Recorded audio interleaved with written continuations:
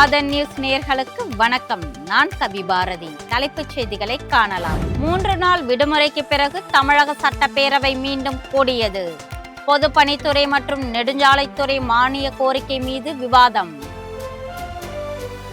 வரலாற்றிலேயே முதல் முறையாக சென்னை மாநகராட்சியின் சொத்து வரி வசூல் 2025 கோடி ரூபாயாக அதிகரிப்பு. கடந்த ஆண்டை காட்டிலும் 275 கோடி ரூபாய் அதிகரிப்பு. அதிமுகவின் செங்கோட்டையன் டெல்லியில் மத்திய அமைச்சர் அமித்ஷாவை சந்தித்ததாக கூறுவதில் உண்மை இல்லை. அதிமுக முன்னாள் கர்நாடக மாநில செயலாளர் புகழேந்தி பேட்டி. அமெரிக்கா உள்ளிட்ட நாடுகளுக்கிடையேயான வர்த்தக போரின் எதிரொலி. வரலாற்றில் முதல் முறையாக ஆபரண தங்கம் சவரன் 68,000 ரூபாயை கடந்தது.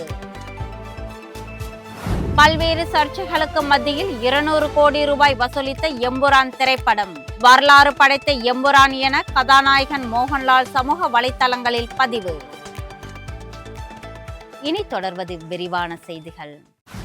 டெல்லி பயணம் குறித்து கருத்து தெரிவித்துள்ள அதிமுக முன்னாள் அமைச்சர் செங்கோட்டையன் மௌனம் காப்பது நன்மைக்கே என கூறியுள்ளார். அதிமுகவுடன் கூட்டணி அமைக்க பாஜக முயற்சிகளை மேற்கொண்டுள்ள நிலையில் அண்மையில் அதிமுக பொதுச் செயலாளர் எடப்பாடி பழனிசாமி டெல்லி சென்று வந்தார். அவரை தொடர்ந்து அக்கட்சியின் மூத்த தலைவரான செங்கோட்டையனும் டெல்லி சென்றது தமிழக அரசியலில் பரபரப்பை ஏற்படுத்தியது. அவர் மீண்டும் டெல்லி செல்ல இருப்பதாக கூறப்படும் நிலையில் நேற்று இரவு ஈரோடு ரயில் நிலையத்தில் செய்தியாளர்களை சந்தித்தார். டெல்லி பயணம் குறித்து தொடர்ந்து மௌனமாக இருப்பது ஏன் என்ற கேள்விக்கு பதிலளித்த அவர் மௌனம் காப்பது நன்மைக்கே என கூறினார். அதிமுக மூத்த தலைவர் செங்கோட்டையன் டெல்லியில் மத்திய அமைச்சர் அமித்ஷாவை சந்தித்து பேசியதாக கூறப்படுவது தவறான தகவல் என அதிமுக முன்னாள் கர்நாடக மாநில தலைவர் புகழேந்தி தெரிவித்துள்ளார். கிருஷ்ணகிரி மாவட்டம் ஓசூரில் செய்தியாளர்களுக்கு பேட்டியளித்த அவர் செங்கோட்டையன் ரகசியமாக டெல்லி சென்று மத்திய அமைச்சர்கள் அமித்ஷா மற்றும் நிர்மலா சீதாராமனை சந்தித்து பேசியதாக தவறான செய்திகள் பரப்பப்பட்டு வருகிறது என கூறினார். இதுவரை தான் டெல்லி சென்றது குறித்து செங்கோட்டையன் பேசியது இல்லை என்றும் குறிப்பிட்டார். செங்கோட்டையனை வைத்து அரசியல் நடந்து கொண்டிருப்பதாகவும் புகழேந்தி கூறினார். மத்திய அமைச்சர் நிர்மலா சீதாராமனுடன் செங்கோட்டையன் அமர்ந்திருப்பது போன்ற பழைய புகைப்படங்களை வெளியிட்டு சிலர் குழப்பத்தை ஏற்படுத்துவதாகவும் புகழேந்தி தெரிவித்தார். டிஎன்பிஎஸ்சி குரூப் 1 முதல்நிலை தேர்வு வரும் ஜூன் மாதம் 15ஆம் தேதி நடைபெறும் என தெரிவிக்கப்பட்டுள்ளது.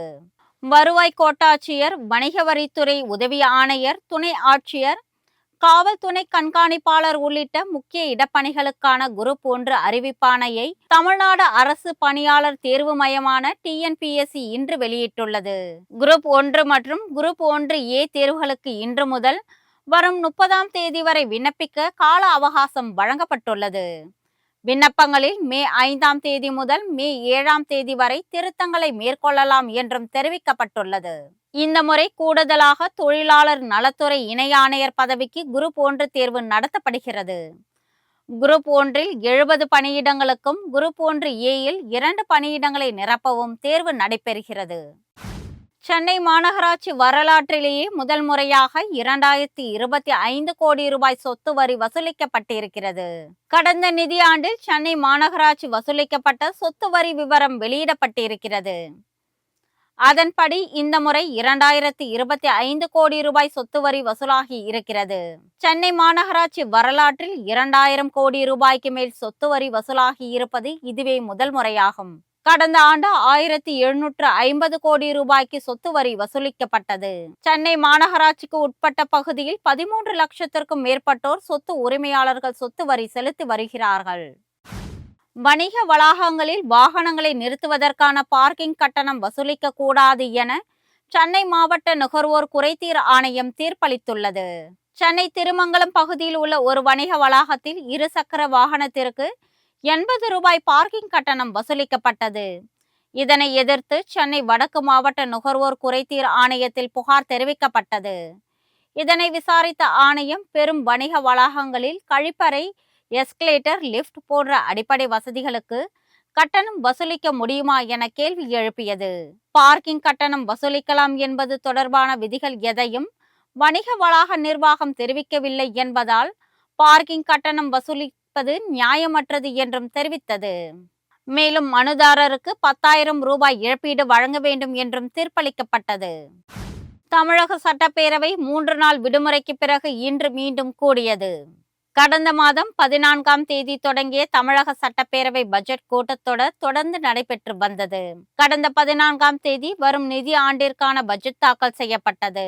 சட்டமன்ற உறுப்பினர்களின் கேள்வி பதில் நிகழ்வு நடைபெற்று கொண்டிருந்த வேளையில் வார விடுமுறை மற்றும் ரம்ஜான் பண்டிகை வந்ததால் கடந்த 3 நாட்களாக சட்டப்பேரவை நிகழ்வுகள் நடைபெறவில்லை. இந்த நிலையில் இந்த விடுமுறைக்கு பிறகு இன்று பேரவை மீண்டும் கூடியது. பொதுப்பணி மற்றும் நெடுஞ்சாலைத்துறை மீதான மானிய கோரிக்கைகள் மீது விவாதம் நடைபெற்றது. மத்திய தொழில் பாதுகாப்பு படை சார்பில் பலமான இந்தியா பாதுகாப்பான இந்தியா என்ற முழக்கத்துடன் மேற்கு வங்க மாநிலம் பக்காளி கடல் பகுதியில் தொடங்கிய சைக்கிள் பேரணி கன்னியாகுமரியில் நிறைவடைந்தது. கிழக்கு கடற்கரை மாநிலங்கள் மற்றும் மேற்கு கடற்கரை மாநில கடலோர மக்களிடம் கடலோர பாதுகாப்பு, கடல் வழியாக போதைப்பொருள் கடத்தல், ஆள் கடத்தல், ஆயுத கடத்தல் போன்றவற்றை தடுப்பது மற்றும் பெண் கல்வி குறித்து விழிப்புணர்வு ஏற்படுத்தும் விதமாக கடந்த 7ஆம் தேதி மேற்கு வங்க மாநிலம் பக்காளி கடல் பகுதியில் இந்த சைக்கிள் பேரணி தொடங்கியது. 6559 கிலோமீட்டர் தொலைவு கொண்ட நீண்ட பயணத்திற்கு பிறகு அக்குழுவினர் இன்று கன்னியாகுமரியில் தங்கள் பேரணியை நிறைவு செய்தனர். 8 பெண்கள் உட்பட 125 பேர் கொண்ட இந்த குழுவினர் மேற்கு வங்காளம், ஒடிசா, ஆந்திரா வழியாக தமிழகம் வந்தனர். அவர்களுக்கு கன்னியாகுமரியில் சிறப்பான வரவேற்பு அளிக்கப்பட்டது.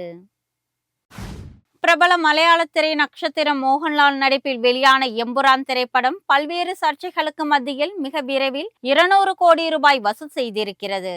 மலையாளத்தில் மாபெரும் வெற்றி பெற்ற லூசிபர் படத்தின் 2ஆம் பாகமான இந்த திரைப்படத்தில் குஜராத்தில் மத கலவரத்தை போன்ற ஒரு காட்சி இடம்பெற்று இருந்தது. மேலும் இந்தியாவின் பிரதான மதங்கள் குறித்த காட்சிகளும் இடம்பெற்று இருப்பதால் இந்த படத்திற்கு எதிராக கடுமையான எதிர்ப்புகள் எழுந்தன. சர்ச்சைக்குரிய காட்சிகள் நீக்கப்படும் என்றெல்லாம் தெரிவிக்கப்பட்டது. அதற்கு ஏற்ப சில காட்சிகளும் நீக்கப்பட்டு இருக்கின்றன. இது போன்ற சூழலுக்கு மத்தியில் இந்த திரைப்படம் வெளியான சில நாட்களிலேயே 200 கோடி ரூபாய் வசூல் செய்து இருக்கிறது. வரலாறு படைத்த எம்புரான் என நடிகர் மோகன்லால் இது குறித்து சமூக வலைதளத்தில் பதிவிட்டுள்ளார். ஆபரண தங்கத்தின் விலை முதல் முறையாக சவரன் 68,000 ரூபாயை தாண்டி உள்ளது.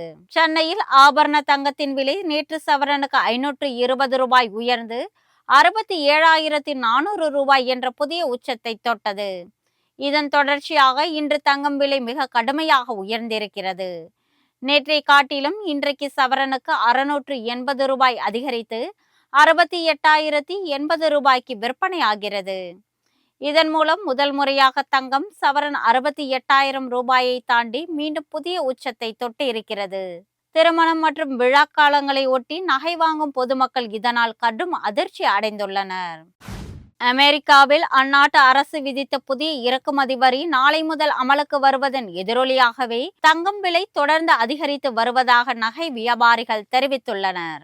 ஆபரண தங்கத்தின் விலை புதிய உச்சத்தை தொடுவது என்பது ஒரு குறிப்பிட்ட கால இடைவெளிக்கு பிறகுதான் நிகழும். ஆனால் கடந்த ஒரு வார காலமாக அடுத்தடுத்து பலமுறை தங்கம் விலை புதிய உச்சத்தை தொட்டு இருக்கிறது. அந்த அளவிற்கு அதன் விலை மிக கடுமையாக உயர்ந்தும் வருகிறது.